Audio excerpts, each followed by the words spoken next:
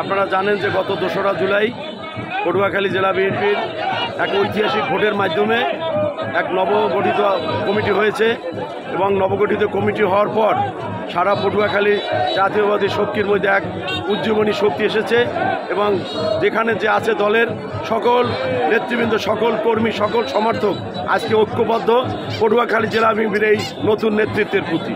এবং এই ঐক্যবদ্ধ বিএনপি আজকে আপনারা ইতিমধ্যে দেখেছেন এবং আপনারা আজকেও দেখতে পাচ্ছেন যে ইতিমধ্যেই হাজার হাজার নেতা কর্মী সমর্থক এখানে আপনারা মিলেমিশে একাকার হয়ে গিয়েছে। একটা সমাবেশ আজকে মহা সমাবেশে রূপ লাভ করেছে এই নবগঠিত কমিটির প্রতি আস্থা রেখে এবং নবগঠিত কমিটিও পটুয়াখালী জেলা বিএনপি ঐক্যের মধ্য দিয়ে এবং এক শৃঙ্খলাবদ্ধ বিএনপি পটুয়াখালীতে প্রতিষ্ঠা করবে। এইটি আমাদের নতুন বাংলাদেশের এবং নতুন কমিটির অঙ্গীকার। আজকে ফ্যাসিস্ট মুক্ত বাংলাদেশকে আমরা বিজয় র্যালি করছি। গণতন্ত্র এবং ভোটের অধিকারের আদায়ের জন্য দীর্ঘ 17 বছর এই ফ্যাসিস্ট হাসিনার বিরুদ্ধে আমরা লড়াই করেছি। আমাদের বহু নেতা কর্মী জেল খেটেছে, জুলুম হয়েছে, কেস খেয়েছে, মারা গিয়েছে। এই 5ই আগস্ট যে আন্দোলন সংগ্রামে 2000-এর উপরে মানুষকে হত্যা করা হয়েছে, 24-25 হাজার মানুষ বন্ধুত্ব বরণ করেছে। তাদের কারণেই কিন্তু আজকে আমরা এই স্বাধীনতা ভোগ করছি, ফ্যাসিস্ট মুক্ত বাংলাদেশ ভোগ করছি। তাদেরকে আমরা সবাই স্মরণ করি। আমাদের একটাই বাংলা জাতীয়তাবাদীর চাওয়া, জনগণের ভোটে সামনে নির্বাচন হওয়া প্লাস একটা সুন্দর গভর্নমেন্ট হওয়া। এটাই বাংলার জাতীয়তাবাদী দলের মূল চাওয়া। দেখেন, কোনো স্বৈরাচারী সরকার যারা মানুষের উপরে অত্যাচার করে, নির্যাতন করে, হত্যা করে, গুম করে, আয়নাগার তৈরি করে ক্ষমতায় থাকা যায় না, এইটার প্রকৃত উদাহরণ হলো শেখ হাসিনা। এই থেকে যদি রাজনৈতিক দলগুলি শিক্ষা নিতে পারে তাহলে আগামী দিনে বাংলাদেশে একটি গণতান্ত্রিক রাষ্ট্র ব্যবস্থা প্রতিষ্ঠা করা যাবে, আগামী দিনে মানুষকে সুশাসন দেওয়া যাবে এবং এই ধরনের গণধিকৃত কাজ থেকে রাজনীতির দলগুলি বিরত থাকবে। এইটাই আমার মনে হয় সবচেয়ে বড় শিক্ষা। এবং ভোটের মাধ্যমে আগামী দিনে যদি একটা গণতান্ত্রিক সরকার আমরা প্রতিষ্ঠা করতে পারি তাহলে মানে বাংলাদেশকে আমরা আগামী দিনে এগিয়ে নিয়ে যেতে পারবো বলে আমি মনে করি। আজকের দিনের সবচেয়ে বড় প্রত্যাশা।